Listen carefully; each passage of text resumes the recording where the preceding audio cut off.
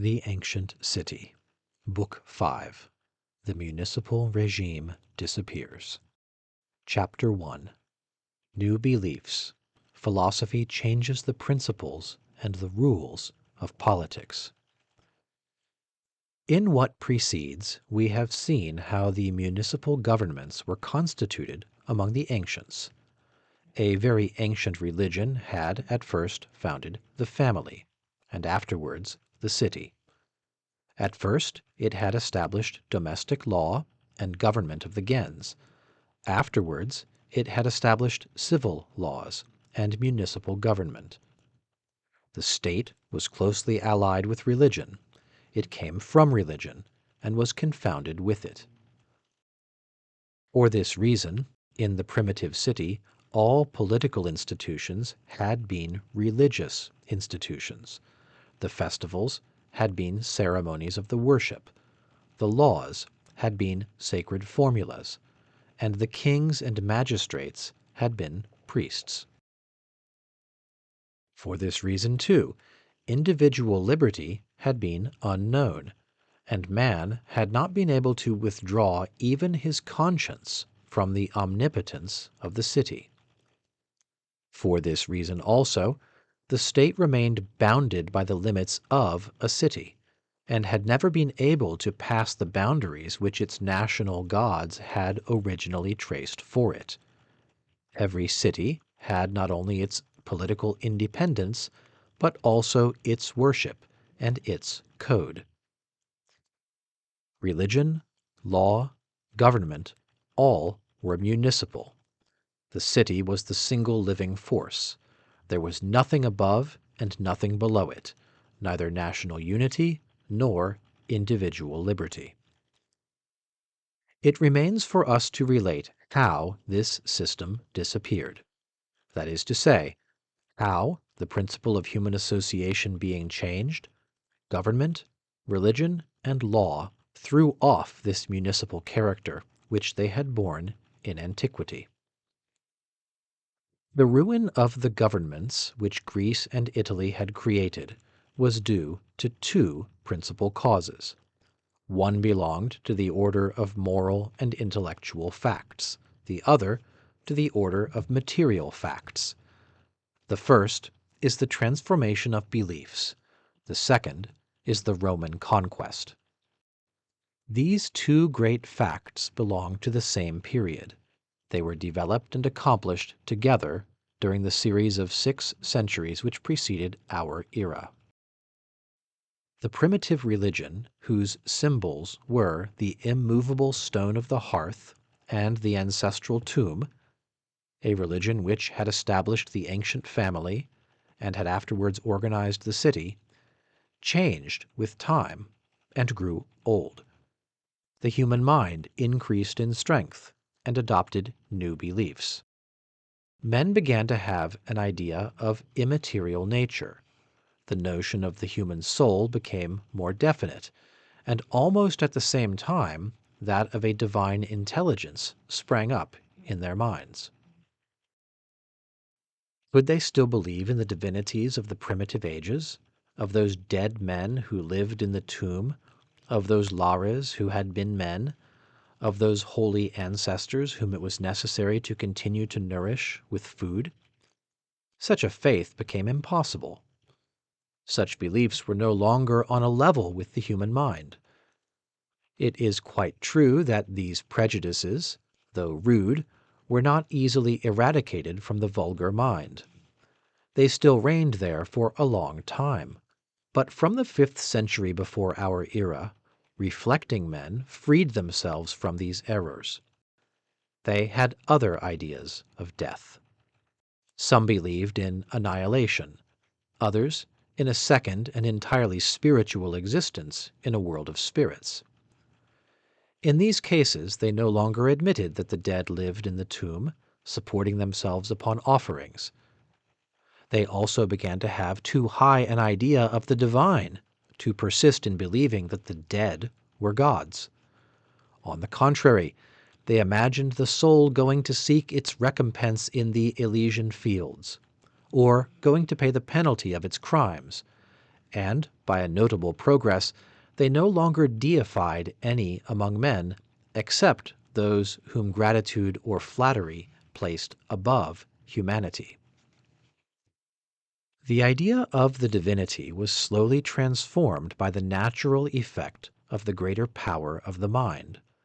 This idea, which man had at first applied to the invisible force which he felt within himself, he transported to the incomparably grander powers which he saw in nature, whilst he was elevating himself to the conception of a being who was without and above nature. Then the Lares and Heroes lost the adoration of all who thought.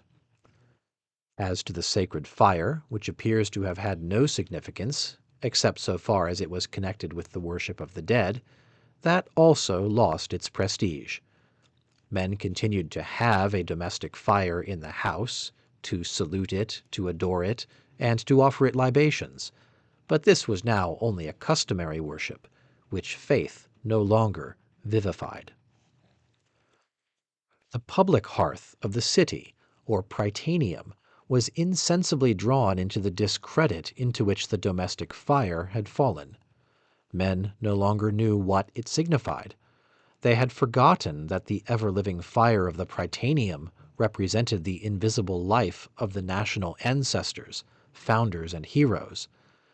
They continued to keep up the fire, to have public meals, and to sing the old hymns, vain ceremonies of which they dared not free themselves, but the sense of which no one understood. Even the divinities of nature, which they had associated with the sacred fire, changed their character. After having commenced by being domestic divinities, after having become city divinities, they were transformed again. Men finally perceived that the different beings whom they called by the name of Jupiter might be only one and the same being, and thus of the other gods. The mind was oppressed with the multitude of divinities, and felt the need of reducing their number. Men understood that the gods no longer belonged each to a family or to a city, but that they all belonged to the human race, and watched over the universe. Poets went from city to city and taught men, instead of the old hymns of the city, new songs wherein neither Lares nor city-protecting divinities appeared, and where the legends of the great gods of heaven and earth were related, and the Greek people forgot their old domestic and national hymns for this new poetry, which was not the daughter of religion, but of art and of a free imagination. At the same time, a few great sanctuaries, like those of Delphi and Delos, attracted men and made them forget their local worship. The mysteries and the doctrines which these taught accustomed them to disdain the empty and meaningless religion of the city. Thus an intellectual revolution took place, slowly and obscurely. Even the priests made no opposition, for as long as the sacrifices continued to be offered on designated days, it seemed to them that the ancient religion was preserved. Ideas might change and faith perish, provided the rites received no attack. It happened, therefore, without the practices being modified, that the beliefs were transformed, and that the domestic and municipal religion lost all influence over the minds of men. Then philosophy appeared, and overthrew all the rules of the ancient polity. It was impossible to touch the opinions of men without also touching the fundamental principles of their government. Pythagoras, having a vague conception of the supreme being, disdained the local worships, and this was sufficient to cause him to reject the old modes of government and to attempt to found a new order of society. Anaxagoras comprehended the God intelligence which reigns over all men and all beings. In rejecting ancient religious notions, he also rejected ancient polity. As he did not believe in the gods of the Prytaneum, he no longer fulfilled all the duties of a citizen. He avoided the assemblies, and would not be a magistrate. His doctrine was an attack upon the city, and the Athenians condemned him to death. The Sophists came afterwards, and exercised more influence than these two great minds. They were men eager to combat old errors. In the struggle which they entered against whatever belonged to the past, they did not spare the institutions of the city more than they spared religious prejudices. They boldly examined and discussed the laws which still reigned in the state and in the family. They went from city to city, proclaiming new principles, teaching not precisely indifference to the just and the unjust, but a new justice, less narrow, less exclusive than the old, more humane, more rational, and freed from the formulas of preceding ages. This was a hardy enterprise, which stirred up a tempest of hatred and rancor. They were accused of having neither religion, nor morals, nor patriotism. The truth is that they had not a very well settled doctrine, and thought they had done enough when they had attacked old prejudices. They moved, as Plato says, what had been immovable. They placed the rule of religious sentiment and that of politics in the human conscience, and not in the customs of ancestors, in immutable tradition. They taught the Greeks that to govern a state it was not enough to appeal to old customs and sacred laws, but that men should be persuaded and their wills should be influenced. For the knowledge of ancient customs they substituted the art of reasoning and speaking, dialectics and rhetoric. Their adversaries quoted tradition to them, while they, on the other hand, employed eloquence and intellect. When reflection had thus been once awakened, man no longer wished to believe without giving a reason for his belief, or to be governed without discussing his institutions. He doubted the justice of his old social laws, and other principles dawned upon his mind. Plato puts these remarkable words in the mouth of a sophist. "All you who are here I regard as related to each other. Nature, in default of law, has made you citizens, but the law, that tyrant of man, does violence to nature on many occasions." Thus, to oppose nature to law and custom was to attack the ancient political system at its foundation. In vain did the Athenians banish Protagoras and burn his writings. The blow had been struck. The result of the teachings of the Sophists had been immense. The authority of old institutions perished with the authority of the national gods, and the habit of free examination became established in men's homes and in the public squares. Socrates, while reproving the abuse which the Sophists made of the right to doubt, was still of their school. Like them, he rejected the empire of tradition, and believed that the rules of conduct were graven in the human conscience. He differed from them only in this: he studied conscience religiously, and with a firm desire to find there an obligation to be just and to do good. He ranked truth above custom, and justice above the law. He separated morals from religion. Before him, men never thought of a duty except as a command of the ancient gods. He showed that the principle of duty is in the human mind. In all this, whether he wished it or not, he made war upon the city worship. In vain he took pains to be present at all the festivals and took part in the sacrifices. His belief and his words contradicted his conduct. He founded a new religion, which was the opposite of the city religion. He was justly accused of not adoring the gods whom the state adored. Men put him to death for having attacked the customs and the beliefs of their ancestors, or, as they expressed it, for having corrupted the present generation. The unpopularity of Socrates and the violent rage of the citizens are explained if we think of the religious habits of that Athenian society, where there were so many priests, and where they were so powerful. But the revolution which the Sophists had commenced, and which Socrates had taken up with more moderation, was not stopped by the death of the old man. Greek society was enfranchised more and more daily from the empire of old beliefs and old institutions. After him, philosophers freely discussed the principles and rules of human association. Plato, Crito, Antisthenes, Speusippus, Aristotle, Theophrastus, and many others wrote treatises on politics. They studied and examined the great problems of the organization of a state, of authority and obedience, of obligations and rights, were presented to all minds. Doubtless thought could not easily free itself from the bonds which habit had made for it. Plato still yielded in certain points to the empire of old ideas. The state which he imagines is still the ancient city. It is small. It must not contain more than 5,000 members.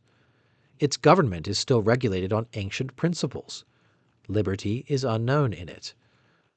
The object which the legislator proposes to himself is less the perfection of man than the security and grandeur of the association.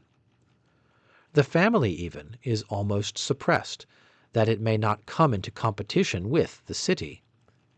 The state is the only proprietor. It alone is free. The state alone has a will. Only the state has a religion and a belief, and whoever does not believe with it must perish. And yet, in the midst of all this, the new ideas appear. Plato proclaims, with Socrates and the Sophists, that the moral and political guide is in ourselves, that tradition is nothing, that reason must be consulted, and that laws are just only when they conform to human nature. These ideas are still more precise in Aristotle. The law, he says, is reason. He teaches that we are to seek not what conforms to the customs of ancestors, but what is good in itself. He adds that, as time progresses, institutions should be modified. He puts aside respect for ancestors. Our first ancestors, whether they came from the bosom of the earth or survived some deluge, resembled in all probability those who today are the most degraded and the most ignorant among men. It would be an evident absurdity to cling to the opinions of those men. Aristotle, like all the philosophers, absolutely disregards the religious origin of human society. He does not speak of the Prytaneum. He does not admit that these local worships were the foundation of the state. The state, he says, is nothing else but an association of equal beings seeking in common a happy and comfortable existence. Thus, philosophy rejects the old principles of society and seeks a new foundation on which it may support social laws and the idea of country. The Cynic school goes farther. It denies the ties of country itself. Diogenes boasted that he had the rights of a citizen nowhere, and Crates said that his country was a contempt for the opinions of others. The Cynics added this truth, then quite new, that man is a citizen of the universe, and that his country is not the narrow territory of a city. They considered municipal patriotism as a prejudice, and excluded love of the city from the moral sentiments. From disgust or disdain, philosophers avoided public affairs more and more. Socrates had fulfilled the duties of a citizen, and Plato had attempted to work for the state by reforming it. Aristotle, still more indifferent, confined himself to the part of an observer, and made the state an object of scientific study. The Epicureans paid no attention to public affairs. "Do not meddle with them," said Epicurus, "unless some higher power compels you to." The Cynics did not wish even to be citizens. The Stoics returned to politics. Zeno, Cleanthes, and Chrysippus wrote numerous treatises on the government of states, but their principles were far removed from the old municipal politics. These are the terms in which one of the ancients speaks of the doctrines which their writings contained. Zeno, in his treatise on government, has undertaken to show us that we are not the inhabitants of such a deme or such a city, separated from each other by a particular code or exclusive laws, but that we should see citizens in all men, as if we all belonged to the same deme and the same city. We see from this how far ideas had advanced since the age of Socrates, who thought himself bound to adore, as far as he was able, the gods of the state. Even Plato did not plan any other government than that of a city. Zeno passed beyond these narrow limits of human associations. He disdained the divisions which the religion of ancient ages had established. As he believed in a God of the universe, so he had also the idea of a state into which the whole human race should enter. But here is a still newer principle. Stoicism, by enlarging human association, emancipates the individual. As it rejects the religion of the city, it rejects also the servitude of the citizen. It no longer desires that the individual man shall be sacrificed to the state. It distinguishes and separates clearly what ought to remain free in a man, and frees at least the conscience. It tells man that he ought to shut himself up within himself, to find in himself duty, virtue, and reward. It does not forbid him to meddle with public affairs. It even invites him to affairs of state, still warning him, however, that his principal labor ought to have for its object his individual improvement, and that whatever the government may be, his conscience ought to remain free. A great principle which the ancient city had always disregarded, but which was destined to become one of the most sacred rules of politics. Men now begin to understand that there are other duties besides those towards the state, other virtues besides civic virtue. The mind is attached to other objects besides country. The ancient city had been so powerful and so tyrannical that man had made it the object of all his labor and of all his virtues. It had been his standard of the beautiful and the good, and except for that, there was no heroism. But now Zeno teaches man that he has a dignity, not as a citizen, but as a man, that besides his obligations to the law, he has others to himself, and that the supreme merit is not to live or die for the state, but to be virtuous and to please the deity. These were somewhat selfish virtues, which left national independence and liberty to fall, but they gave the individual more importance. The public virtues went on declining, while the personal virtues were evolved and came forth into the world. They had at first to struggle both against the general corruption and against despotism. But they became rooted in the minds of men by degrees, and, as time went on, became a power which every government had to take into account. And it was of the first importance that the rules of politics should be modified so that a free place might be made for them. Thus were these religious notions transformed, little by little. The municipal religion, the basis of the city, disappeared, and the municipal governments, such as the ancients had conceived them, were forced to fall with it. Insensibly, men departed from those rigorous rules and from those narrow forms of government. Higher ideas prompted men to form more extensive societies. They were attracted towards unity. This was the general aspiration for 2 centuries preceding our era. The fruits which these revolutions of knowledge bore were, it is true, very slow to mature. But we shall see, in studying the Roman conquest, that events moved in the same direction with these ideas, and that, like them, they tended to the ruin of the old municipal system, and that they prepared new modes of government.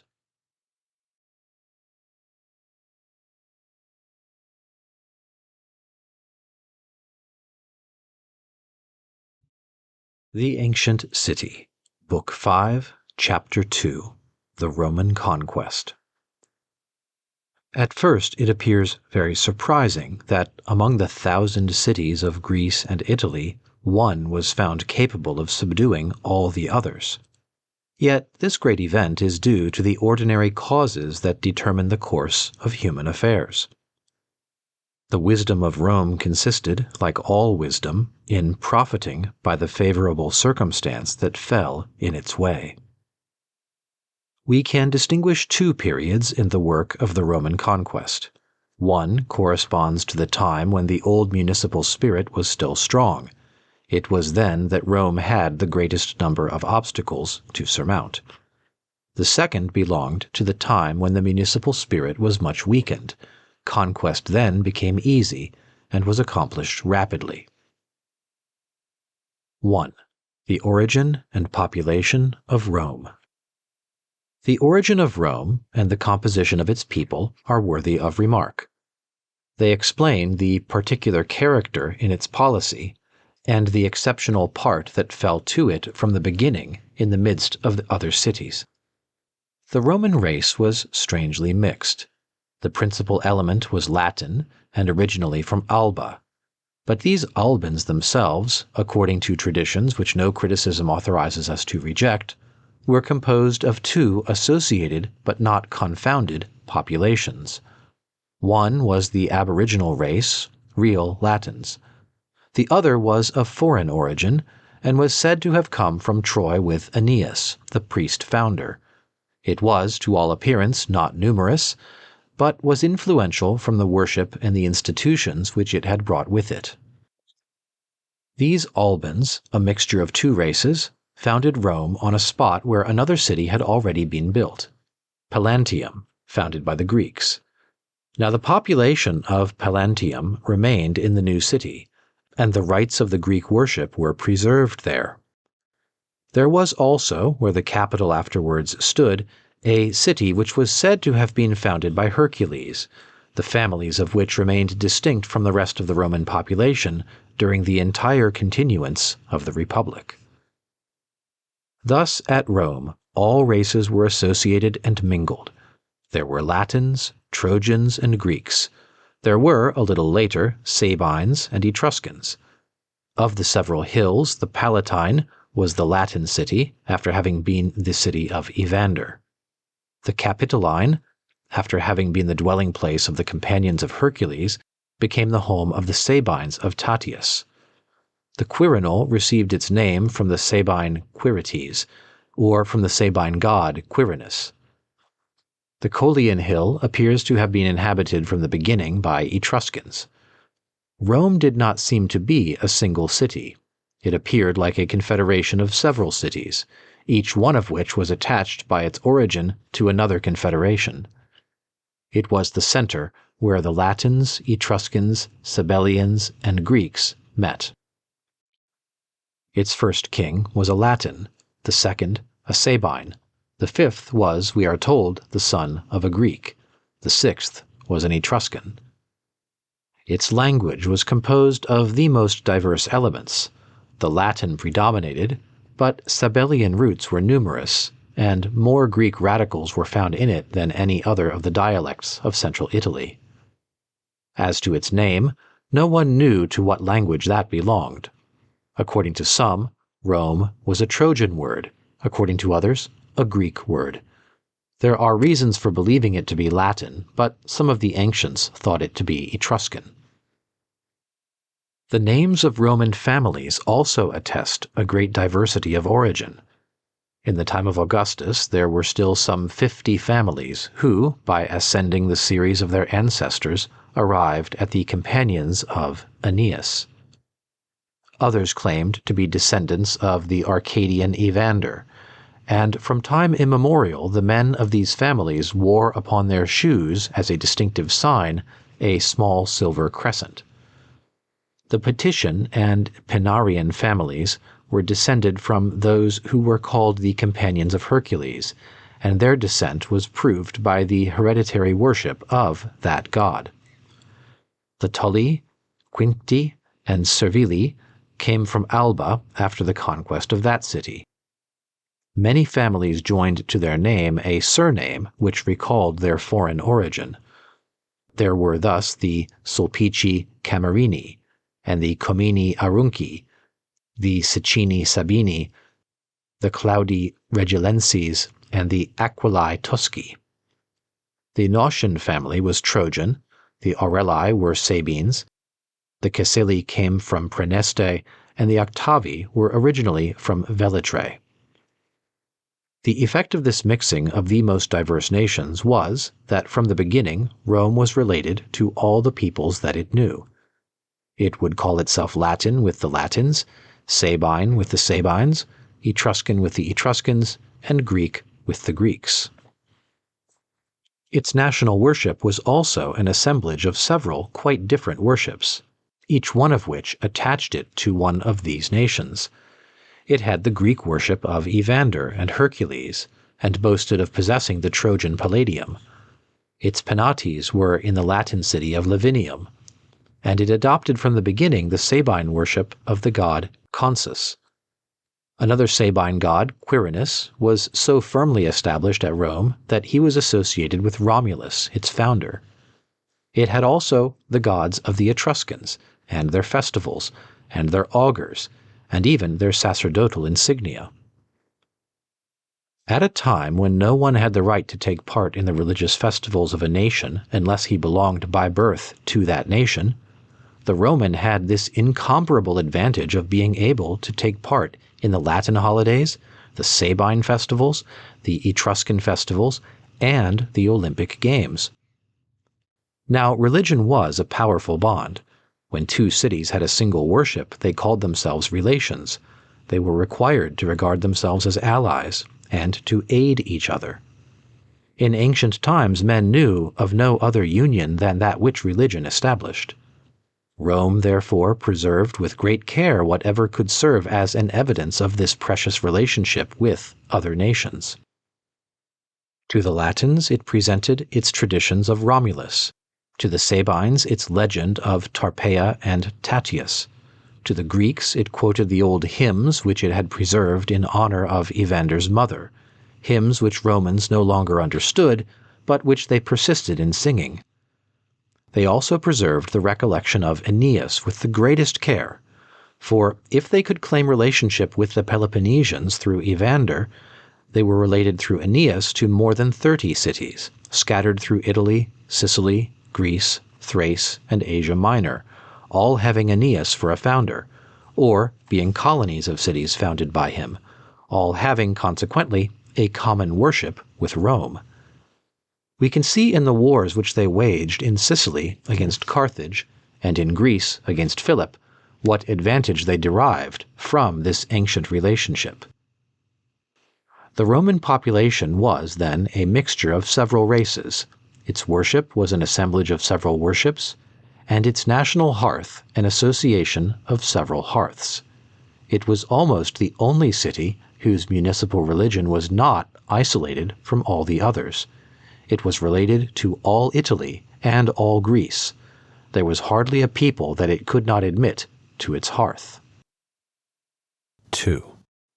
First aggrandizement of Rome, B.C. 753 to 350.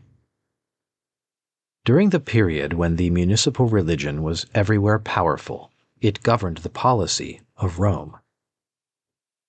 We are told that the first act of the new city was to seize some Sabine women, a legend which appears very improbable when we reflect on the sanctity of marriage among the ancients. But we have seen above that the municipal religion forbade marriage between persons of different cities unless these two cities had a common origin or a common worship.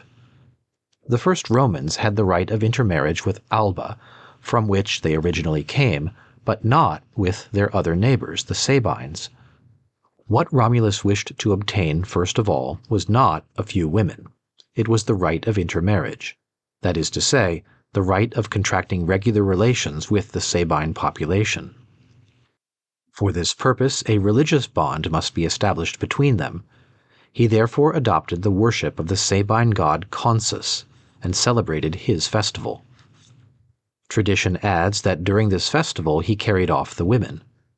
If he had done this, the marriages could not have been celebrated according to the rites, since the first and most necessary act of the marriage was the traditio in manum, that is to say, the giving away of the daughter by the father. Romulus would have failed of his object.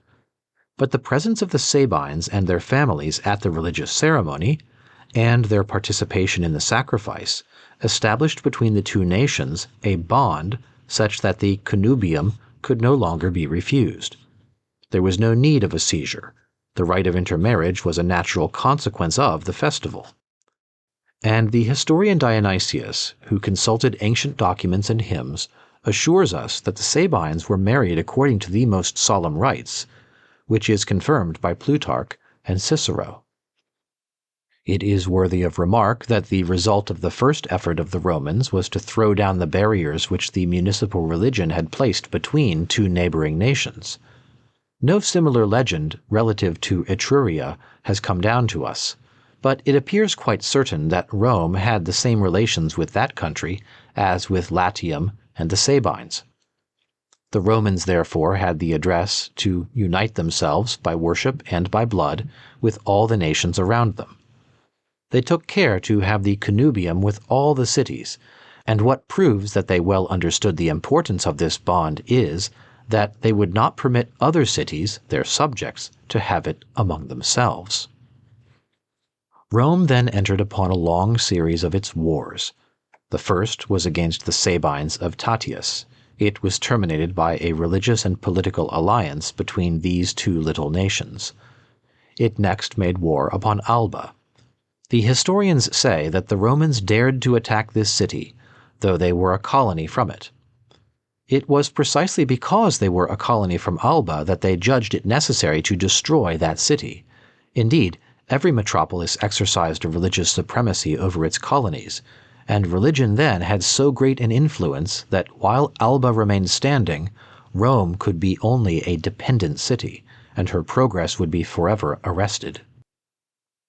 After the destruction of Alba, Rome was no longer content to remain a colony, but claimed to take the rank of a metropolis, by inheriting the rights and the religious supremacy which up to that time Alba had exercised over the 30 colonies of Latium. The Romans sustained long wars to obtain the presidency of the sacrifice at the Feriae Latinae. This was a means of acquiring the single kind of superiority and dominion which was understood at that time. They built at home a temple to Diana. They obliged the Latins to come and offer sacrifices there, and even attracted the Sabines to it. By this means they habituated these two nations to share with them, under their presidency, the festivals, the prayers, and the sacred flesh of the victims. Rome thus united them under her religious supremacy. Rome was the only city that understood how to augment her population by war. The Romans pursued a policy unknown to the rest of the Greco-Italian world. They annexed all that they conquered. They brought home the inhabitants of captured cities, and gradually made Romans of them. At the same time they sent colonists into the conquered countries, and in this manner spread Rome everywhere. For their colonists, while forming distinct cities, in a political point of view, preserved a religious community with the metropolis. And this was enough to compel the colonies to subordinate their policy to that of Rome, to obey her, and to aid her in all her wars. One of the remarkable peculiarities of the policy of Rome was that she attracted to her all the worships of the neighboring cities. She obtained possession of a Juno from Veii, a Jupiter from Praeneste, a Minerva from Falerii, a Juno from Lanuvium, a Venus from the Samnites, and many others that we do not know. For it was the custom of the Romans, says one of the ancients, to take home the religions of the conquered cities. Sometimes they distributed them among the Gentes, and sometimes they gave them a place in their national religion. Montesquieu praises the Romans for a refinement of skillful policy in not having imposed their gods upon the conquered nations. But that would have been contrary to their ideas, and to those of all the ancients. Rome conquered the gods of the vanquished, and did not give them hers. She kept her protectors for herself, and even labored to increase the number. She tried to possess more worships and more tutelary gods than any other city. As, moreover, these worships and gods were, for the most part, taken from the conquered, Rome was placed by them in religious communion with all the surrounding nations. The ties of a common origin, the possession of the connubium, that of the presidency of the Feriae Latinae, that of the vanquished gods, the right which they pretended to have of sacrificing at Olympia and at Delphi, were so many means by which the Romans prepared their dominion. Like all the cities, Rome had her municipal religion, the source of her patriotism, but she was the only city which made this religion serve for her aggrandizement. Whilst other cities were isolated by their religion, Rome had the address or the good fortune to employ hers to draw everything to herself, and to dominate over all.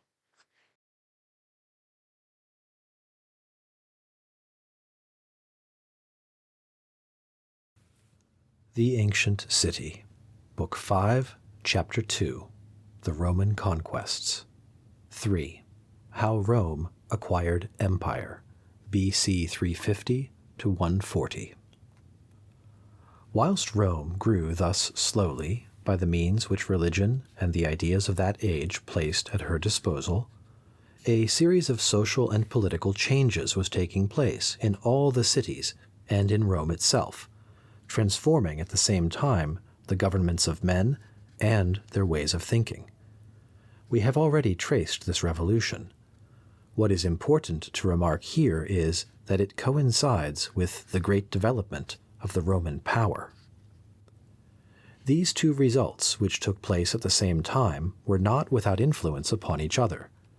The conquests of Rome would not have been so easy if the old municipal spirit had not been everywhere extinct, and we may also believe that the municipal system would not have fallen so soon if the Roman conquest had not dealt it the final blow. In the midst of the changes which took place in institutions, in manners, in religious ideas, and in laws, patriotism itself had changed its nature, and this is one of the events which contributed most to the great progress of Rome. We have described this sentiment as it was in the first ages of the city. It was a part of religion. Men loved their country because they loved its protecting gods, because they there found a prytaneum, a holy fire, festivals, prayers, and hymns, and because beyond its borders they no longer found either gods or a worship. This patriotism was faith and piety. But when the domination had been withdrawn from the sacerdotal caste, this sort of patriotism disappeared with other old religious notions. Love of the city still survived, but it took a new form. Men no longer loved their country for its religion and its gods. They loved it only for its laws, for its institutions, and for the rights and security which it afforded to its members. We see in the funeral oration which Thucydides puts into the mouth of Pericles what the reasons are that Athens was loved. They are because this city wishes all to be equal before the law, because she gives men liberty and opens the ways of honor to all, because she maintains public order, assures authority to the magistrates, protects the weak, and gives to all spectacles and festivals, which are the education of the mind. and the orator closes by saying, "This is why our warriors have died heroically rather than allow their country to be torn from them. This is why those who survive are all ready to suffer and to devote themselves for it." Man, therefore, still owes duties to the city, but these duties do not flow from the same principle as before. He still gives his blood and his life, but it is no longer to defend his national divinity and the hearth of his fathers. It is to defend the institutions which he enjoys and the advantages which the city procures him. Now, this new patriotism had not exactly the same effects as that of the ancient ages.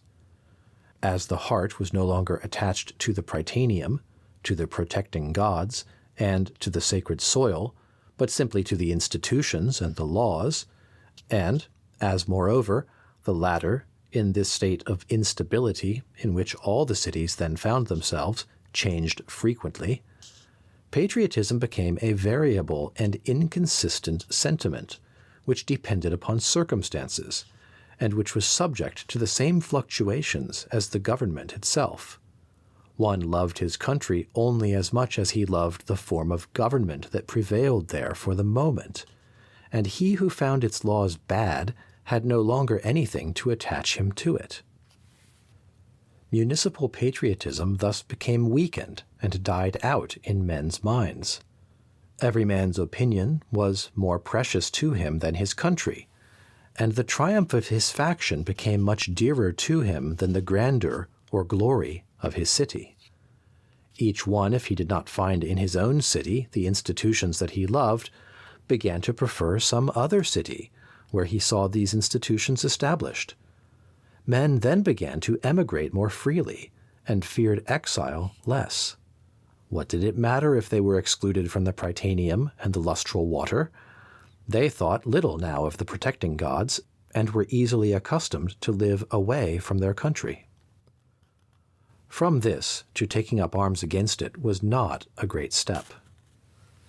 Men joined a hostile city to make their party victorious in their own. Of two Argives, one preferred an aristocratic government. He preferred Sparta to Argos. The other preferred democracy. He preferred Athens. Neither cared a great deal for the independence of his own city, and was not much averse to becoming the subject of another city, provided that city sustained his faction in Argos. It is clear from Thucydides and Xenophon that it was this disposition of men's minds that brought on and sustained the Peloponnesian War. At Plataea, the rich were of the Theban and Lacedaemonian party. The Democrats were in favor of Athens. At Corcyra, the popular faction were for Athens and the aristocracy for Sparta. Athens had allies in all the cities of the Peloponnesus, and Sparta had them in all the Ionian cities. Thucydides and Xenophon agree in saying that there was not a single city where the people were not favorable to the Athenians and the aristocracy to the Spartans.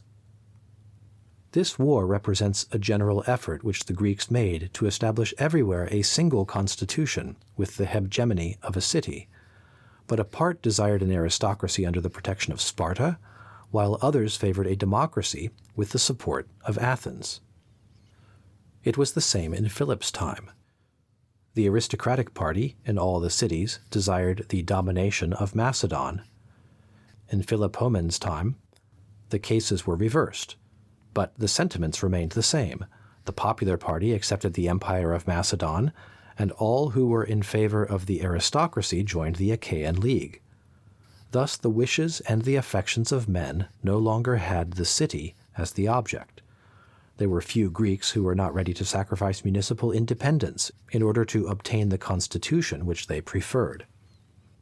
As to honest and scrupulous men, the perpetual dissensions which they saw disgusted them with the municipal system.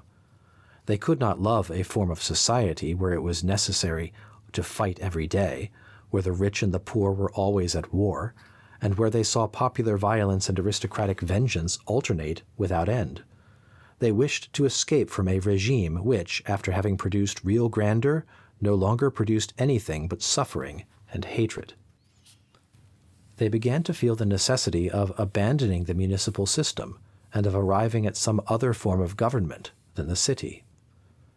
Many men dreamed at last of establishing above the cities a sort of sovereign power which should look to the maintenance of order and compel those turbulent little societies to live in peace.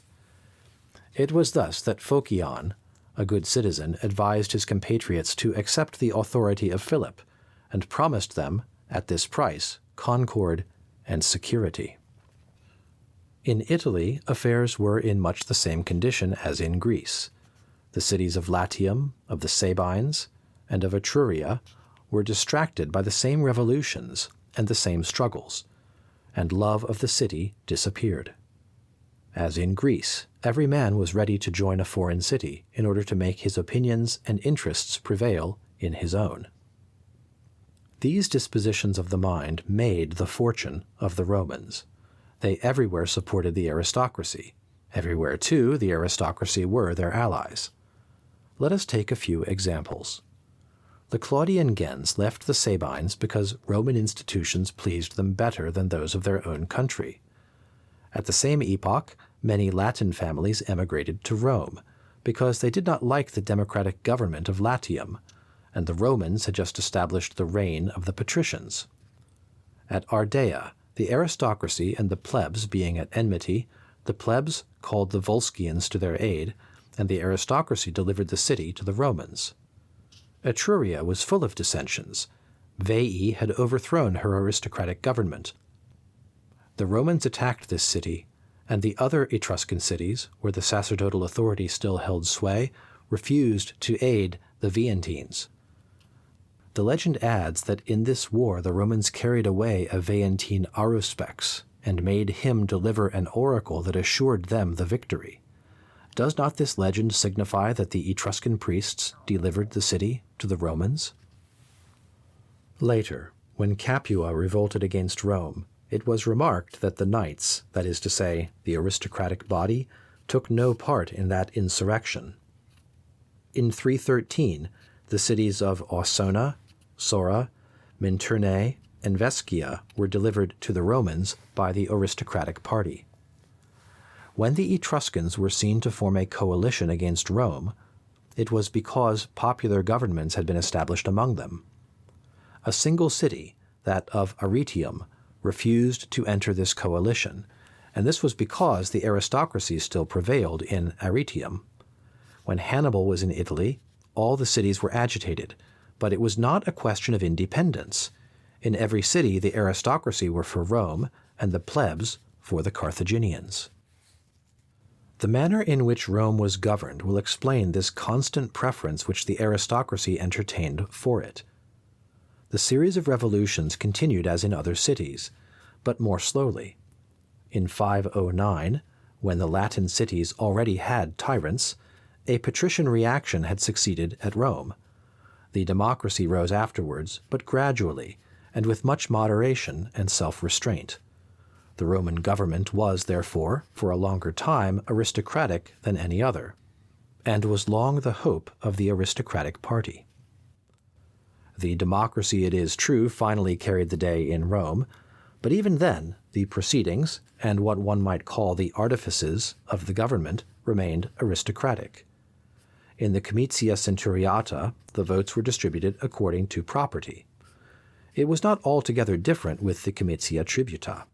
Legally, no distinction of wealth was admitted there.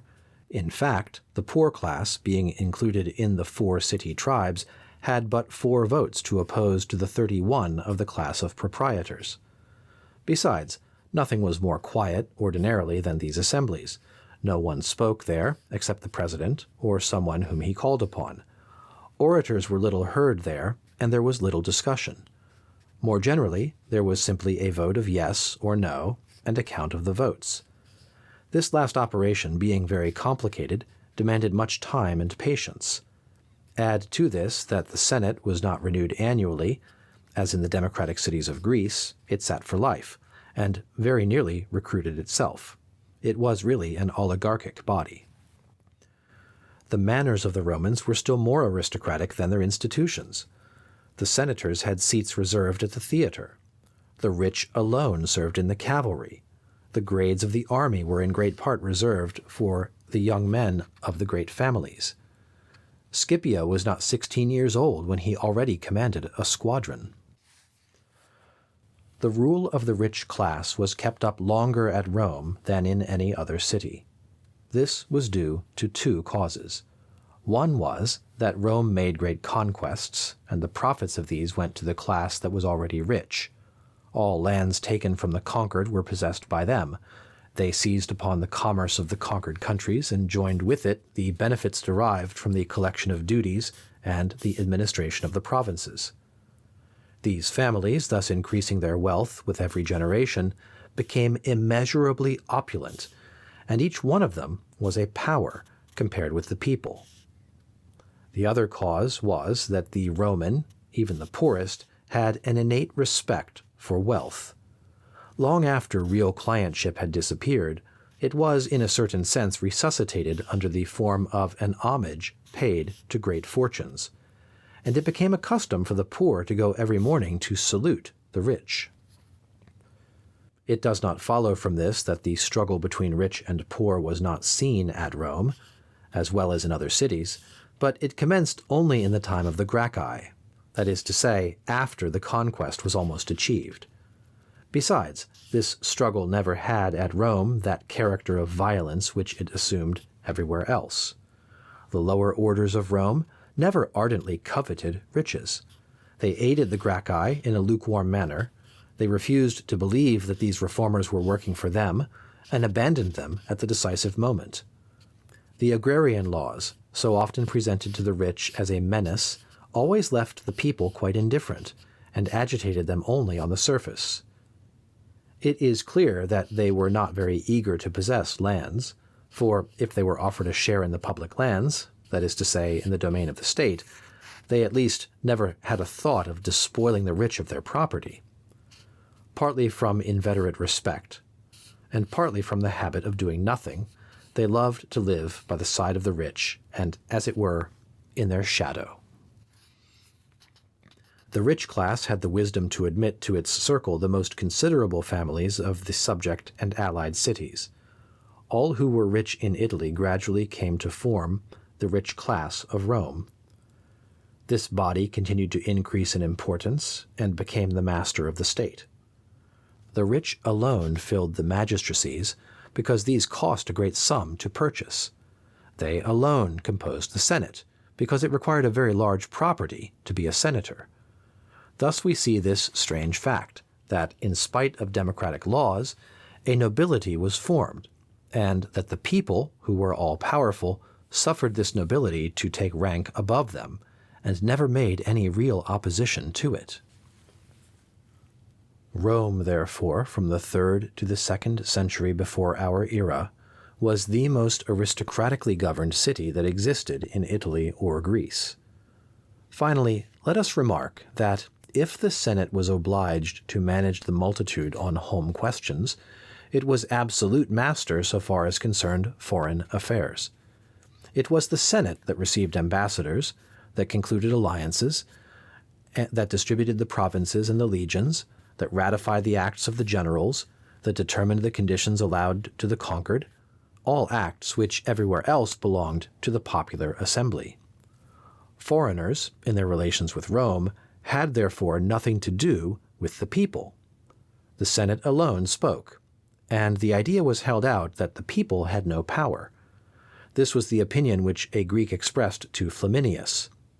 "In your country," said he, "riches alone govern, and all else is submissive to it."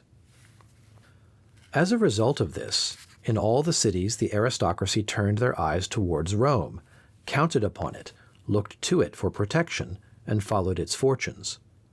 This seemed so much more natural, as Rome was a foreign city to nobody. Sabines, Latins, and Etruscans saw in it a Sabine, Latin, or Etruscan city, and the Greeks recognized Greeks in it. As soon as the Romans appeared in Greece, the aristocracy surrendered to them. Hardly anybody thought then that they were choosing between independence and subjection. For most men, the question was only between aristocracy and the popular party. In all the cities the latter was for Philip, Antiochus or Perseus, and the former for Rome. We may see in Polybius and Livy that when Argos opened her gates in BC 198 to the Macedonians, the people had the sway there, that the next year it was the party of the rich that gave up Opunti to the Romans, that among the Acarnanians the aristocracy made a treaty of alliance with Rome, and that in the following year this treaty was broken, because in the interval the people had recovered the ascendancy, that Thebes was allied with Philip so long as the popular party had the power, and sided with Rome the moment the aristocracy became the masters, that at Athens, at Demetrias, and at Phocaea the populace were hostile to the Romans, that Nabis, the democratic tyrant, made war upon them, that the Achaean League, as long as it was governed by the aristocracy, was favorable to them, that men like Philopoemen and Polybius desired national independence, but preferred Roman rule to democracy, that in the Achaean League itself there came a moment when the popular party rose in its turn, and from that moment the League was the enemy of Rome, that Diaeus and Critolaus were at the same time the chiefs of the popular faction and the generals of the League against the Romans, and that they fought bravely at Scarphaea and at Leucopetra, less perhaps for the independence of Greece than for the triumph of democracy. Such facts show clearly enough how Rome, without any very great efforts, obtained the empire. The municipal spirit gradually disappeared. The love of independence became a very rare sentiment, and all hearts were entirely enlisted in the interests and passions of the parties. Insensibly, men forgot the city. The barriers which had previously separated cities, and had made of them so many distinct little worlds, whose horizons bounded the wishes and thoughts of everyone, fell one after another. In all Italy and in all Greece, only two groups of men were distinguished. On one hand was an aristocratic class, on the other a popular party. One party labored for the supremacy of Rome, the other opposed it. The aristocracy were victorious, and Rome acquired the empire.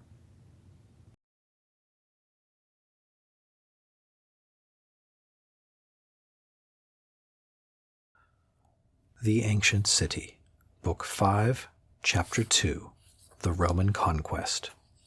4. Rome everywhere destroys the municipal system.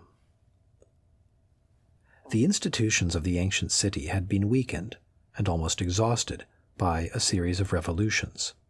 One of the first results of the Roman dominion was to complete their destruction and to efface what still remained of them. This we can see by observing the condition into which the nations fell as they became subject to Rome. We must first banish from our minds all the customs of modern politics, and not picture to ourselves the nations entering the Roman state one after another, as in our day provinces are annexed to a kingdom, which, on receiving these new members, extends its boundaries. The Roman state, Civitas Romana, was not enlarged by conquests. It never included any families except those that figured in the religious ceremony of the census. The Roman territory, Ager Romanus, never increased. It remained enclosed within the immutable limits which the kings had traced for it, and which the ceremony of the Ambarvalia sanctified every year. What increased with every conquest was the dominion of Rome, Imperium Romanum. So long as the Republic lasted, it never entered the mind of anyone that the Romans and the other peoples could form a single nation. Rome might indeed receive a few of the conquered, allow them to live within her walls, and transform them in course of time into Romans, but she could not assimilate a whole foreign people to her people, an entire territory to her territory. Still, this was not peculiar to the policy of Rome, but a principle which held through all antiquity. It was a principle from which Rome would sooner have departed than any other city, but from which she could not entirely free herself. Whenever, therefore, a people was conquered, it did not enter the Roman state, it entered only the Roman dominion. It was not united to Rome, as provinces are today united to a capital. Between other nations and itself, Rome knew only two kinds of connection: subjection or alliance. From this it would seem that the municipal institutions must have subsisted among the conquered, and that the world must have been an assemblage of cities distinct from each other, and having at their head a ruling city. But it was nothing of the kind. The effect of the Roman conquest was to work in every city a complete transformation. On the one side were the subjects deditati, or those who, having pronounced the formula of the deditio, had delivered to the Roman people their persons, their walls, their lands, their waters, their houses, their temples, and their gods. They had therefore renounced not only their municipal government, but all that appertained to it among the ancients, that is to say, their religion and their private law. From that moment, these men no longer formed a political body among themselves. Nothing that goes to make up a regular society remained to them. Their city, urbs, might remain standing, but the state, civitas, had perished. If they continued to live together, they lived without institutions, laws, or magistrates. The arbitrary authority of a praefectus sent by Rome maintained material order among them. On the other hand were the allies, federati, or soci. They were less cruelly treated. The day on which they entered the Roman dominion, it had been stipulated that they should preserve their municipal government and should remain organized into cities. They therefore continued to have in every city a constitution, magistracies, a senate, a praetanium, laws, and judges. The city was supposed to be independent and seemed to have no other relations with Rome than those of an ally with its ally. Still, in the terms of the treaty which had been drawn up at the time of the conquest, Rome had been careful to insert these words: Majestatem populi Romani comiter conservato. These terms established the dependence of the allied city upon the metropolitan city, and as they were very vague, it happened that the measure of this dependence was always in accordance with the will of the stronger. These cities, which were called free, received orders from Rome, obeyed proconsuls, and paid taxes to the collectors of the revenue. Their magistrates rendered their accounts to the governor of the province, who also heard the appeals from the judges. Now such was the nature of the municipal system among the ancients that it needed complete independence, or it ceased to exist. Between the maintenance of the institutions of the city and their subordination to a foreign power, there was a contradiction which perhaps does not clearly appear to the eyes of the moderns, but which must have struck every man of that period. Municipal liberty and the government of Rome were irreconcilable. The first could be only an appearance, a falsehood, an amusement calculated to divert the minds of men. Each of those cities sent almost every year a deputation to Rome, and its most minute and most private affairs were regulated by the Senate. They still had their municipal magistrates, their archons, and their strategi, freely elected by themselves, but the archon no longer had any other duty than to inscribe his name on the registers for the purpose of marking the year, and the strategus, in earlier times the chief of the army and of the state, now had no other care than to keep the streets in order and inspect the markets. Municipal institutions, therefore, perished among the nations that were called allies, as well as among those that bore the name of subjects. There was only this difference, that the first preserved the exterior forms. Indeed, the city, as antiquity had understood it, was no longer seen anywhere except within the walls of Rome. Then, too, the Romans, while everywhere destroying the municipal system, substituted nothing in its place. To the people whose institutions they took away, they did not give their own instead. The Romans never thought of creating new institutions for their use. They never made a constitution for the people of their empire, and did not understand how to establish fixed rules for their government. Even the authority which Rome exercised over the cities had no regularity. As they made no part of her state or of her city, she had no legal power over them. Her subjects were strangers to her, a reason why she exercised this irregular and unlimited power which ancient municipal law allowed citizens to exercise towards foreigners and enemies. It was on this principle that the Roman administration was a long time regulated, and this was the manner in which it was carried on. Rome sent one of her citizens into a country. She made that country the province of this man, that is to say, his charge, his own care, his personal affair. This was the sense of the word provincia. At the same time, she conferred upon this citizen the imperium. This signified that she gave up in his favor, for a determined time, the sovereignty which she held over the country. From that time, this citizen represented in his own person all the rights of the republic, and by this means he was an absolute master. He fixed the amount of taxes, he exercised the military power, and administered justice.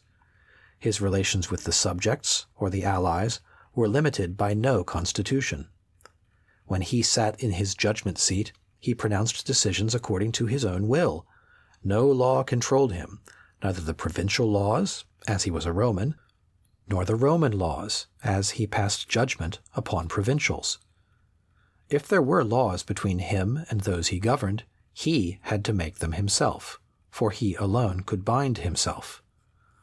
Therefore the imperium with which he was clothed included the legislative power, and thus it happened that the governors had the right, and established the custom, on entering the provinces, of publishing a code of laws, which they called their edict, and to which they morally promised to conform.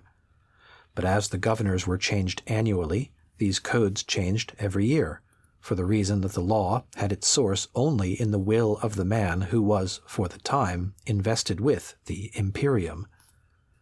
This principle was so rigorously applied that, when a judgment had been pronounced by a governor, but had not been entirely executed at the time of his departure from the province, the arrival of his successor completely annulled this judgment, and the proceedings were recommenced. Such was the omnipotence of the governor. He was the living law. As to invoking the justice of Rome against his acts of violence or his crimes, the provincials could not do this unless they could find a Roman citizen who would act as their patron, for, as to themselves, they had no right to demand the protection of the laws of the city, or to appeal to its courts. They were foreigners. The judicial and official language called them peregrini.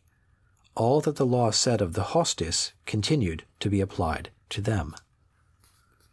The legal situation of the inhabitants of the empire appears clearly in the writings of the Roman jurisconsults. We there see that the people are considered as no longer having their own laws, and as not yet having those of Rome. For them, therefore, the law did not exist in any manner.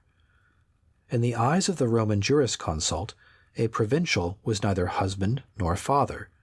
That is to say, the law recognized neither his marital nor his paternal authority. For him, property did not exist. It was a double impossibility for him to become a proprietor. It was impossible by reason of his personal condition, because he was not a Roman citizen, and impossible by reason of the condition of the land, because it was not Roman territory, and the law admitted the complete right of ownership only within the limits of the ager Romanus. For the lawyers taught that the land in the province was never private property, and that men could have only the possession and usufruct thereof.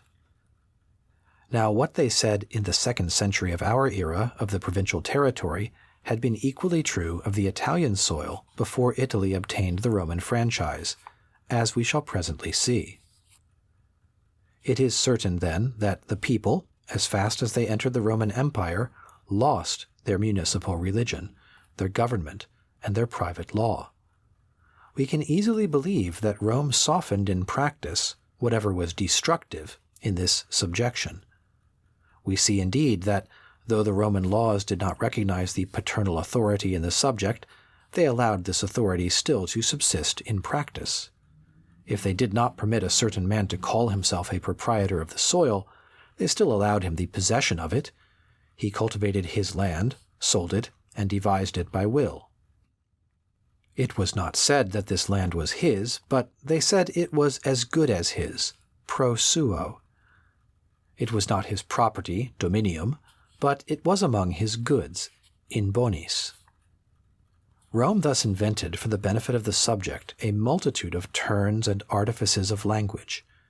Indeed, the Roman genius, if its municipal traditions prevented it from making laws for the conquered, could not suffer society to fall into dissolution. In principle, the provincials were placed outside the laws, while in fact they lived as if they had them, but with the exception of this, and the tolerance of their conquerors, all the institutions of the vanquished and all their laws were allowed to disappear. The Roman Empire presented, for several generations, this singular spectacle. A single city remained intact, preserving its institutions and its laws, while all the rest, that is to say, more than 100 millions of souls, either had no kind of laws, or had such as were not recognized by the ruling city. The world then was not precisely in a state of chaos, but force, arbitrary rule, and convention, in default of laws and principles, alone sustained society. Such was the effect of the Roman conquest on the nations that successively became its prey. Of the city, everything went to ruin. Religion first, then the government, and finally private law. All the municipal institutions, already for a long time shaken, were finally overthrown and destroyed. But no regular society, no system of government replaced at once what had disappeared. There was a period of stagnation between the moment when men saw the municipal governments dissolve and that in which another form of society appeared. The nation did not at once succeed the city, for the Roman Empire in no wise resembled a nation. It was a confused multitude, where there was real order only in one central point, and where all the rest enjoyed only a factitious and transitory order, and obtained this only at the price of obedience. The conquered nations succeeded in establishing themselves as an organized body only by conquering in their turn the rights and institutions which Rome was inclined to keep for herself. In order to do this, they had to enter the Roman city, make a place for themselves there, press forward, and transform that city also, in order to make of themselves and Rome one body. This was a long and difficult task.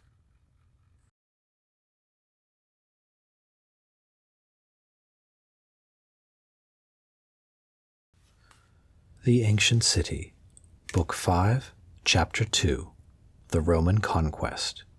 5. The conquered nations successively enter the Roman city. We have seen how deplorable was the condition of the Roman subject, and how the condition of the citizen was to be envied. Not vanity alone, but the most real and dearest interests had to suffer.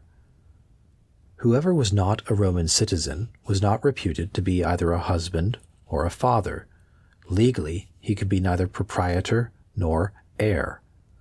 Such was the value of the title of Roman citizen, that without it one was outside of the law, and with it he entered regular society. It happened, therefore, that this title became the object of the most lively desires of men. The Latin, the Italian, the Greek, and later the Spaniard and the Gaul aspired to be Roman citizens, the single means of having rights and of counting for something.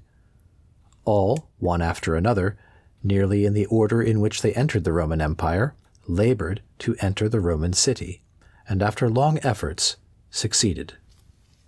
This slow introduction into the Roman state is the last act in the long history of the social transformations of the ancients. To observe this great event in all its successive phases, we must examine its commencement in the 4th century before our era. Latium had been conquered. Of the 40 small peoples who inhabited it, Rome had exterminated half. She had despoiled some of their lands, and had left to others the title of allies. In BC 340, the latter perceived that the alliance was entirely to their detriment, that they were expected to obey in everything, and that they were required every year to lavish their blood and money for the sole benefit of Rome. They formed a coalition. Their chief, Annius, thus stated their demands in the Roman Senate. "Give us equality. Let us have the same laws. Let us form but a single state, una civitas. Let us have but a single name. Let us all alike be called Romans." Annius thus announced, in the year 340, the desire which all the nations of the empire, one after another, expressed, and which was to be completely realized only after 5 centuries and a half. Then such a thought was new and very unexpected. The Romans declared it monstrous and criminal. It was indeed contrary to the old religion and the old law of the cities. The consul, Manlius, replied that if such a proposition should be accepted, he would slay with his own hand the first Latin who should come to take his seat in the Senate. Then, turning towards the altar, he called upon the god to witness, saying, "Thou hast heard, O Jupiter, the impious words that have come from this man's mouth. Canst thou tolerate, O Jupiter, that a foreigner should come to sit in thy sacred temple as a senator, as a consul?" Thus Manlius expressed the old sentiment of repulsion that separated the citizen from the foreigner. He was the organ of the ancient religious law which prescribed that the foreigner should be detested by the men because he was cursed by the gods of the city. It appeared to him impossible that a Latin should be a senator, because the place of meeting for the Senate was a temple, and the Roman gods could not suffer the presence of a foreigner in their sanctuary. War followed. The Latins, being conquered, surrendered. That is to say, they gave up to the Romans their cities, their worships, their laws, and their lands. Their position was cruel. A consul said in the Senate that if they did not wish Rome to be surrounded by a vast desert, the fate of the Latins should be settled with some regard to clemency. Livy does not clearly explain what was done. If we are to trust him, the Latins obtained the right of Roman citizenship without including in the political privileges the right of suffrage, or, in the civil, the right of marriage. We may also note that these new citizens were not counted in the census. It is clear that the Senate deceived the Latins in giving them the name of Roman citizens. This title disguised a real subjection, since the men who bore it had the obligations of citizens without the rights. So true is this that several Latin cities revolted in order that this pretended citizenship might be withdrawn. A century passed, and, without Livy's notice of the fact, we might easily discover that Rome had changed her policy. The condition of the Latins having the rights of citizens, without suffrage and without connubium, no longer existed. Rome had withdrawn from them the title of citizens, or rather, had done away with this falsehood, and had decided to restore to the different cities their municipal governments, their laws, and their magistracies. But by a skillful device, Rome opened a door which, narrow as it was, permitted subjects to enter the Roman city. It granted to every Latin who had been a magistrate in his native city the right to become a Roman citizen at the expiration of his term of office. This time the gift of this right was complete and without reserve. Suffrage, magistracies, census, marriage, private law, all were included. Rome resigned itself to share with the foreigner its religion, its government, and its laws. Only its favors were individual, and were addressed not to entire cities, but to a few men in each of them. Rome admitted to her bosom only what was best, wealthiest, and most estimable in Latium. This right of citizenship then became precious, first because it was complete, and secondly because it was a privilege. Through it, a man figured in the comitia of the most powerful city of Italy. He might be consul and commander of the legions. There was also the means of satisfying more modest ambitions. Thanks to this right, one might ally himself by marriage to a Roman family, or he might take up his abode at Rome and become a proprietor there, or he might carry on trade in Rome, which had already become one of the first commercial towns in the world. One might enter the company of farmers of the revenue, that is to say, take a part in the enormous profits which accrued from the collection of the revenue, or from the speculations in the lands of the ager publicus. Wherever one lived, he was effectually protected. He escaped the authority of the municipal magistrate, and was sheltered from the caprices of the Roman magistrates themselves. By being a citizen of Rome, a man gained honor, wealth, and security. The Latins, therefore, became eager to obtain this title, and used all sorts of means to acquire it. One day, when Rome wished to appear a little severe, she found that 12,000 of them had obtained it through fraud. Ordinarily, Rome shut her eyes, knowing that by this means her population increased, and that the losses of war were thus repaired. But the Latin cities suffered. Their richest inhabitants became Roman citizens, and Latium was impoverished. The taxes, from which the richest were exempt as Roman citizens, became more and more burdensome, and the contingent of soldiers that had to be furnished to Rome was every year more difficult to fill up. The larger the number of those who obtained the Roman franchise, the harder was the lot of those who had not that right. There came a time when the Latin cities demanded that this franchise should cease to be a privilege.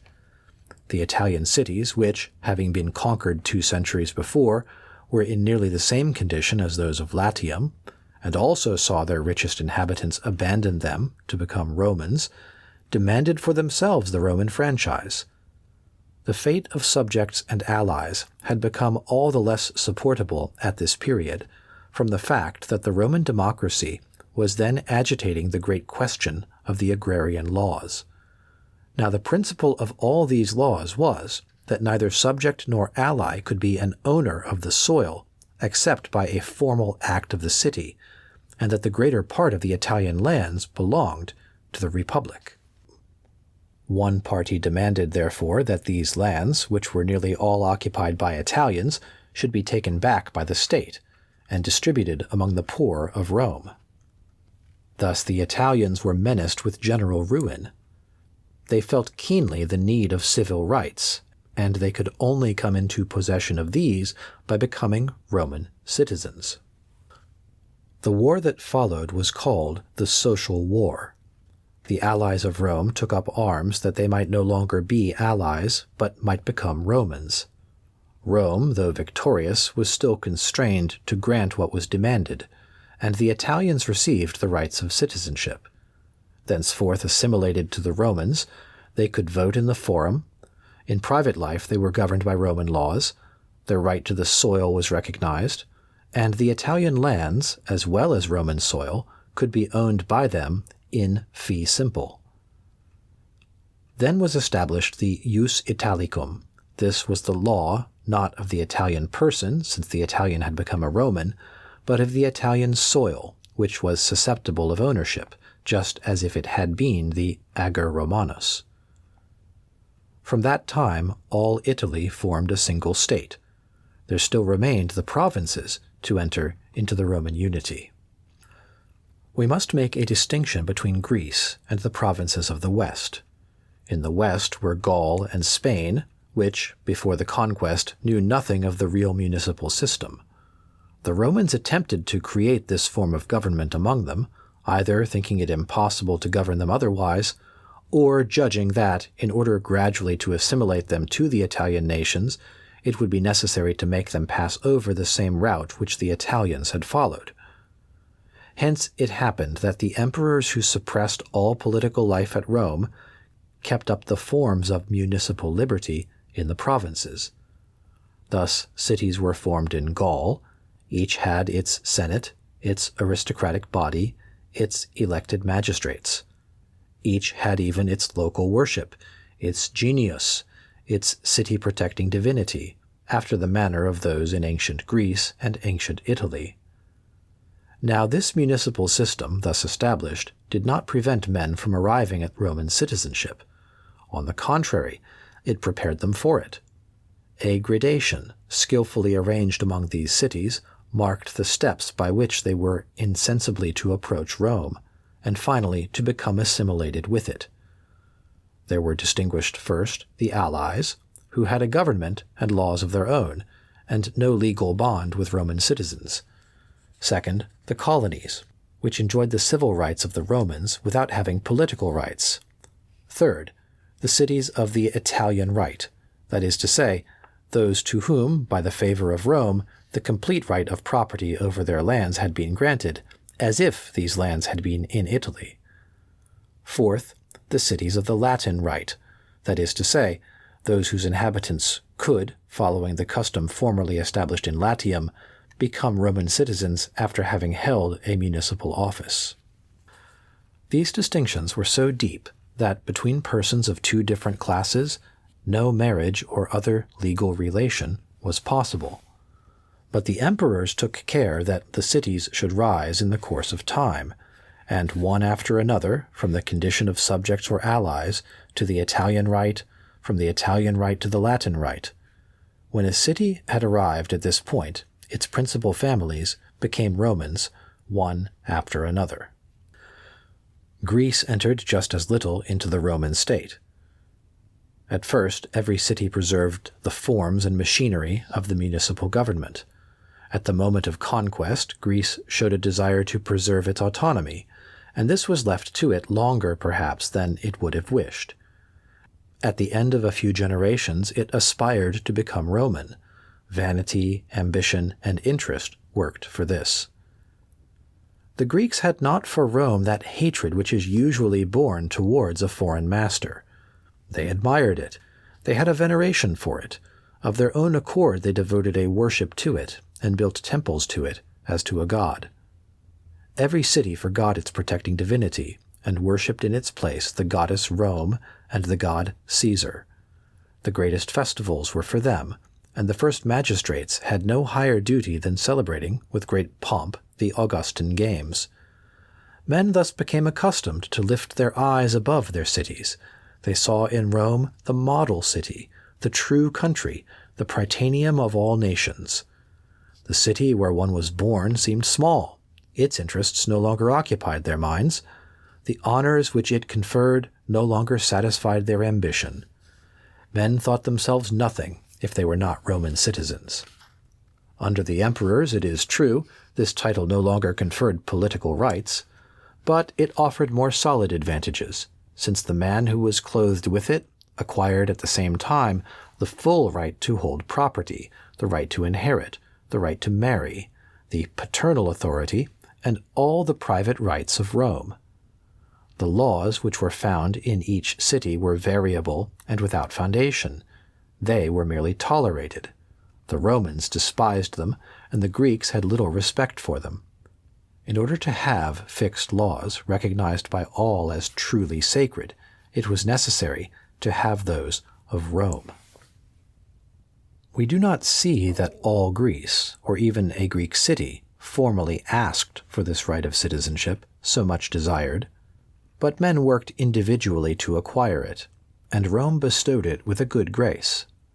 Some obtained it through the favor of the emperor, others bought it. It was granted to those who had 3 children, or who served in certain divisions of the army. Sometimes to construct a merchant vessel of a certain tonnage, or to carry grain to Rome, was sufficient to obtain it. An easy and prompt means of acquiring it was to sell oneself as a slave to a Roman citizen, for the act of freeing him according to legal forms conferred the right of citizenship. One who had the title of Roman citizen no longer formed a part of his native city, either civilly or politically. He could continue to live there, but he was considered an alien. He was no longer subject to the laws of the city. He no longer obeyed its magistrates, no longer supported its pecuniary burdens. This was a consequence of the old principle, which did not permit a man to belong to two cities at the same time. It naturally happened that, after several generations, there were, in every Greek city, quite a large number of men, and these ordinarily the wealthiest, who recognized neither its government nor its laws. Thus slowly, as if by a natural death, perished the municipal system. There came a time when the city was a mere framework that contained nothing, where the local laws applied to hardly a person, where the municipal judges no longer had anything to adjudicate upon. Finally, when 8 or 10 generations had sighed for the Roman franchise, and all those who were of any account had obtained it, there appeared an imperial decree which granted it to all free men without distinction. What is remarkable here is that no one can tell the date of this decree or the name of the prince who issued it. The honor is given, with some probability of truth, to Caracalla, that is to say, to a prince who never had very elevated views, and this is attributed to him as simply a fiscal measure. We meet in history with few more important decrees than this. It abolished the distinction which had existed since the Roman conquest between the dominant nation and the subject peoples. It even caused to disappear a much older distinction which religion and law had made between cities. Still, the historians of that time took no note of it, and all we know of it we glean from 2 vague passages of the jurisconsults and a short notice in Dion Cassius. If this decree did not strike contemporaries, and was not remarked by those who then wrote history, it is because the change of which it was the legal expression had been accomplished long before. The inequality between citizens and subjects had been lessened every generation, and had been gradually effaced. The decree might pass unperceived under the veil of a fiscal measure. It proclaimed and caused to pass into the domain of law what was already an accomplished fact.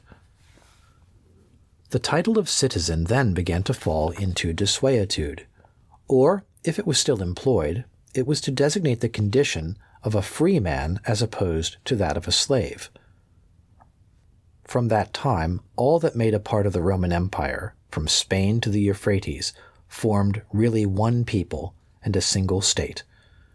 The distinction between cities had disappeared. That between nations still appeared, but was hardly noticed. All the inhabitants of this immense empire were equally Romans. The Gaul abandoned his name of Gaul and eagerly assumed that of Roman. The Spaniard, the inhabitant of Thrace or of Syria, did the same. There was now but a single name, a single country, a single government, a single code of laws. We see how the Roman city developed from age to age. At first, it contained only patricians and clients. Afterwards, the plebeian class obtained a place there. Then came the Latins, then the Italians, and finally the provincials. The conquest had not sufficed to work this great change. The slow transformation of ideas, the prudent but uninterrupted concessions of the emperors, and the eagerness of individual interests had been necessary. Then all the cities gradually disappeared, and the Roman city, the last one left, was itself so transformed that it became the union of a dozen great nations under a single master. Thus fell the municipal system. It does not belong to our plan to tell by what system of government this was replaced, or to inquire if this change was at first more advantageous than unfortunate for the nations. We must stop at the moment when the old social forms which antiquity had established were forever effaced.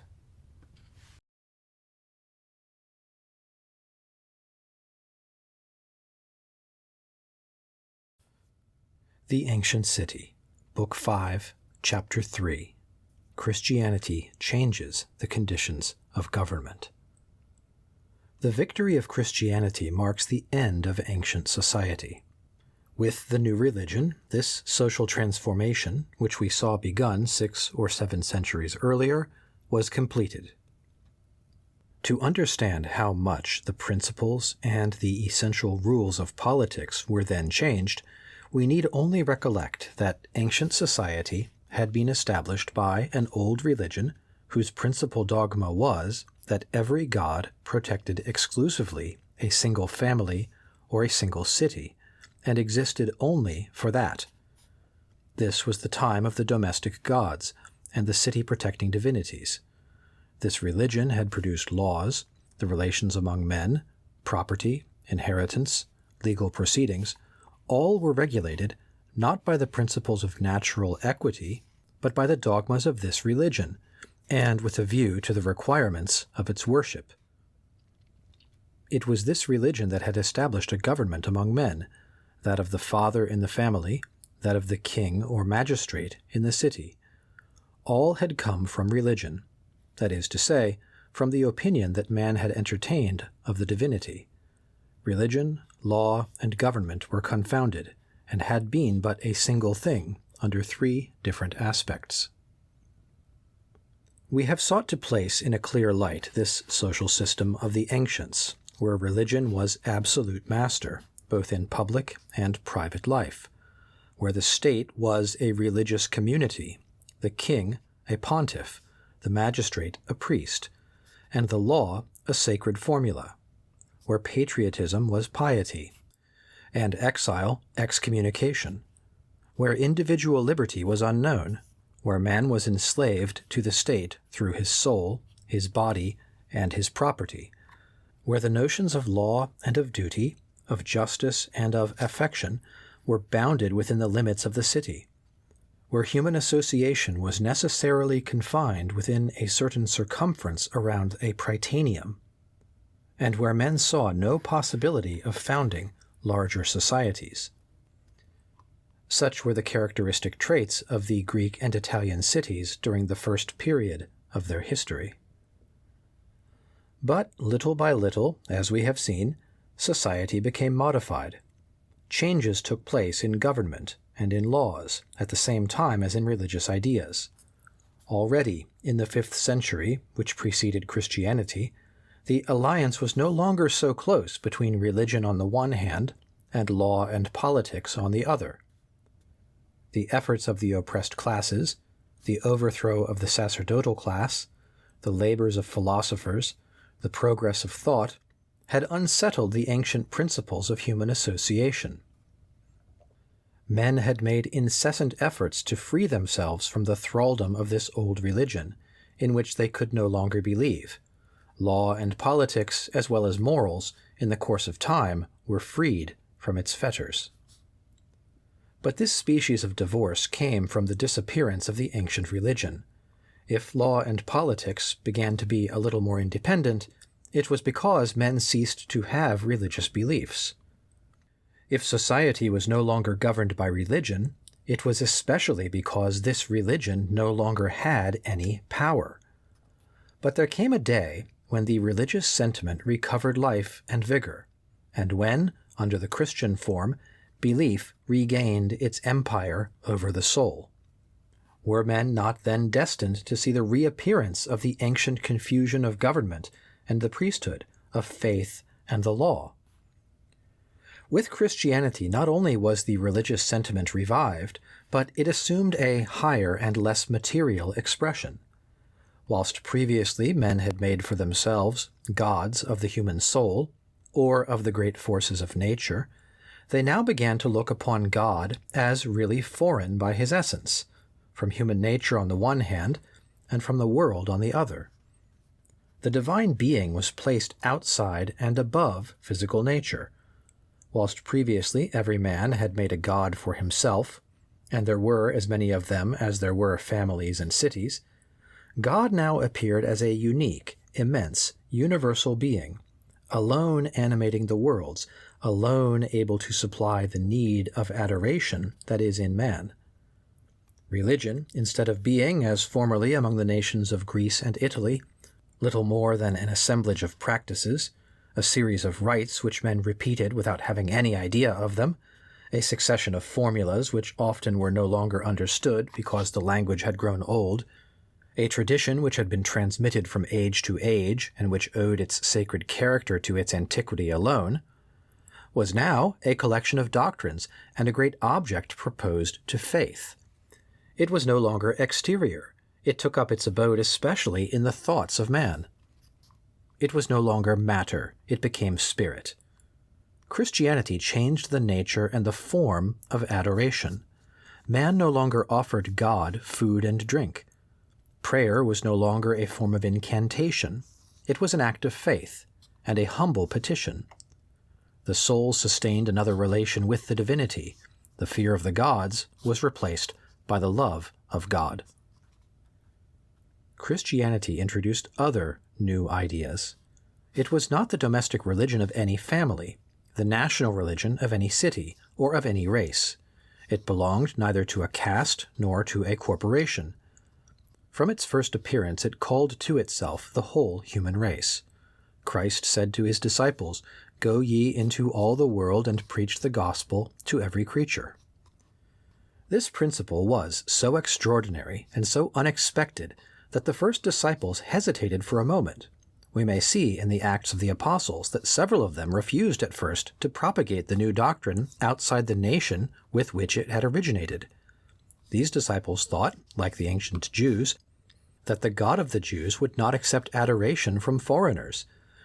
Like the Romans and the Greeks of ancient times, they believed that every race had its God, that to propagate the name and worship of this God was to give up one's own good and special protector, and that such a work was contrary at the same time to duty and to interest. But Peter replied to these disciples, "God gave the Gentiles the like gift as he did unto us." St. Paul loved to repeat this grand principle on all occasions, and in every kind of form. God had opened the door of faith unto the Gentiles. Is he the God of the Jews only? Is he not also of the Gentiles? We are all baptized into one body, whether we be Jews or Gentiles. In all this there was something quite new, for everywhere, in the first ages of humanity, the divinity had been imagined as attaching himself especially to one race. The Jews had believed in the God of the Jews, the Athenians in the Athenian palace, the Romans in Jupiter Capitolinus. The right to practice a worship had been a privilege. The foreigner had been repulsed from the temple. One not a Jew could not enter the temple of the Jews. The Lacedaemonian had not the right to invoke the Athenian palace. It is just to say that in the 5 centuries which preceded Christianity, all who thought were struggling against these narrow rules. Philosophy had often taught, since Anaxagoras, that the God of the universe received the homage of all men, without distinction. The religion of Eleusis had admitted the initiated from all cities. The religion of Cybele, of Serapis, and some others had accepted without distinction worshippers from all nations. The Jews had begun to admit the foreigner to their religion. The Greeks and the Romans had admitted him into their cities. Christianity, coming after all this progress in thought and institutions, presented to the adoration of all men a single God, a universal God, a God who belonged to all, who had no chosen people, and who made no distinction in races, families, or states. For this God there were no longer strangers. The stranger no longer profaned the temple, no longer tainted the sacrifice by his presence. The temple was open to all who believed in God. The priesthood ceased to be hereditary because religion was no longer a patrimony. The worship was no longer kept secret. The rites, the prayers, the dogmas were no longer concealed. On the contrary, there was thenceforth religious instruction, which was not only given, but which was offered, which was carried to those who were farthest away, and which sought out the most indifferent. The spirit of propagandism replaced the law of exclusion. From this, great consequences flowed, as well for the relations between nations as for the government of states. Between nations, religion no longer commanded hatred. it no longer made it the citizen's duty to detest the foreigner. Its very essence, on the contrary, was to teach him that towards the stranger, towards the enemy, he owed duties of justice and even of benevolence.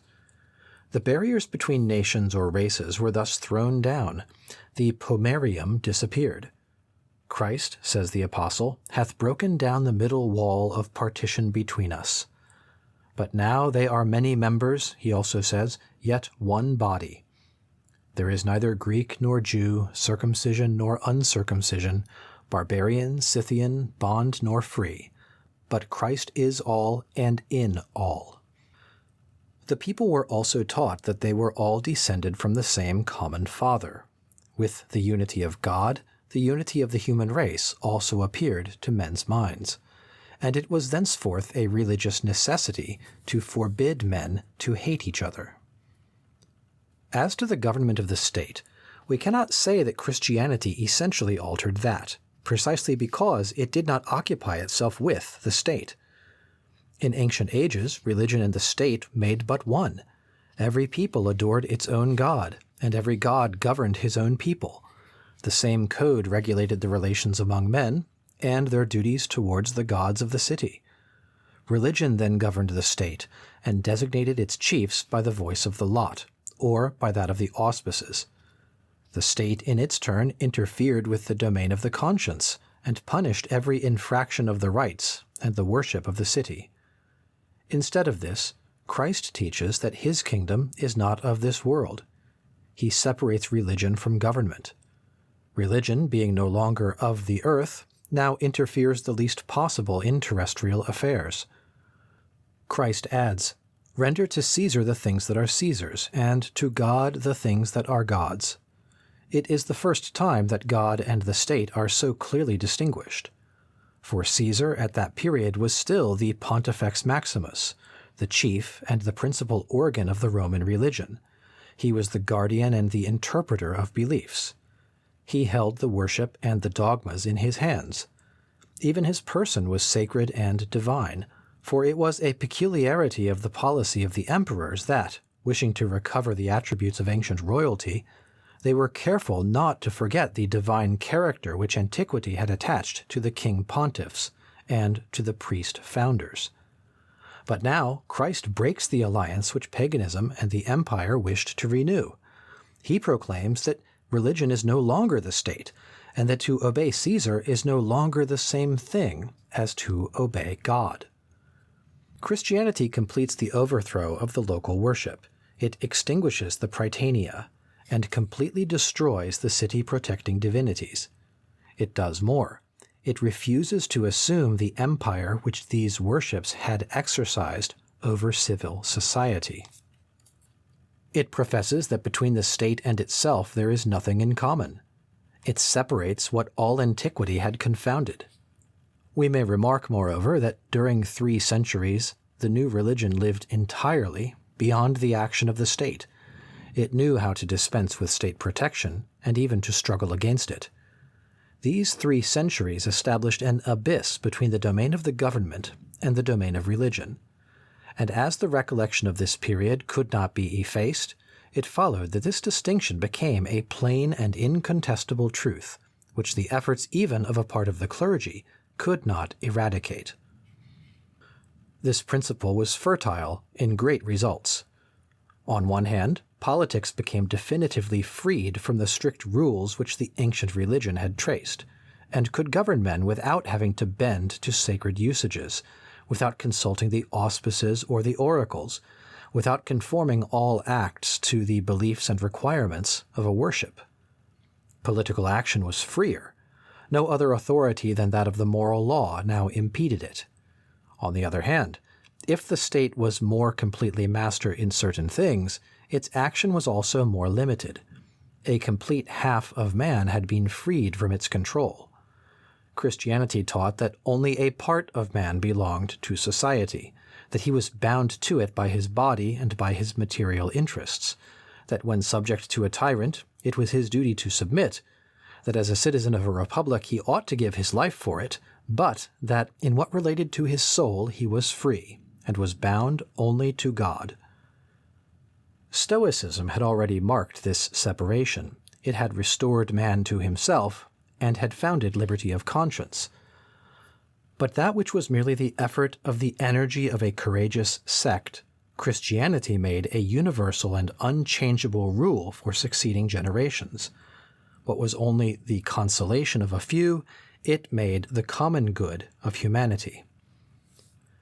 If now we recollect what has been said above on the omnipotence of the states among the ancients, if we bear in mind how far the city, in the name of its sacred character and of religion, which was inherent in it, exercised an absolute empire, we shall see that this new principle was the source whence individual liberty flowed. The mind once freed, the greatest difficulty was overcome, and liberty was compatible with social order. Sentiments and manners, as well as politics, were then changed. The idea which men had of the duties of the citizen were modified. The first duty no longer consisted in giving one's time, one's strength, one's life to the state. Politics and war were no longer the whole of man. All the virtues were no longer comprised in patriotism, for the soul no longer had a country. Man felt that he had other obligations besides that of living and dying for the city. Christianity distinguished the private from the public virtues. By giving less honor to the latter, it elevated the former. It placed God, the family, the human individual above country, the neighbor above the city. Law was also changed in its nature. Among all ancient nations, law had been subject to and had received all its rules from religion. Among the Persians, the Hindus, the Jews, the Greeks, the Italians, and the Gauls, the law had been contained in the sacred books or in religious traditions, and thus every tradition had made laws after its own image. Christianity is the first religion that did not claim to be the source of law. It occupied itself with the duties of men, not with their interests. Men saw it regulate neither the laws of property, nor the order of succession, nor obligations, nor legal proceedings. It placed itself outside the law, and outside all things purely terrestrial. Law was independent. It could draw its rules from nature, from the human conscience, from the powerful idea of the just that is in men's minds. It could develop in complete liberty, could be reformed and improved without obstacle, could follow the progress of morals, and could conform itself to the interests and social needs of every generation. The happy influence of the new idea is easily seen in the history of Roman law. During several centuries preceding the triumph of Christianity, Roman law had already been striving to disengage itself from religion, and to approach natural equity, but it proceeded only by shifts and devices which enervated and enfeebled its moral authority. The work of regenerating legislation, announced by the Stoic philosophers, pursued by the noble efforts of the Roman jurisconsults, outlined by the artifices and expediences of the praetor, could not completely succeed except by favor of the independence which the new religion allowed to the law. We can see, as Christianity gained ground, that the Roman codes admitted new rules, no longer by subterfuges, but openly and without hesitation. The domestic penates having been overthrown, and the sacred fires extinguished, the ancient constitution of the family disappeared forever, and with it the rules that had flowed from this source. The father had lost the absolute authority which his priesthood had formerly given him, and preserved only that which nature itself had conferred upon him for the good of the child. The wife, whom the old religion placed in a position inferior to the husband, became morally his equal. The laws of property were essentially altered. The sacred landmarks disappeared from the fields. The right of property no longer flowed from religion, but from labor. Its acquisition became easier, and the formalities of the ancient law were definitively abolished. Thus, by the single fact that the family no longer had its domestic religion, its constitution and its laws were transformed. So too, from the single fact that the state no longer had its official religion, the rules for the government of men were forever changed. Our study must end at this limit, which separates ancient from modern polities. We have written the history of a belief. It was established, and human society was constituted. It was modified, and society underwent a series of revolutions. It disappeared, and society changed its character. Such was the law of ancient times.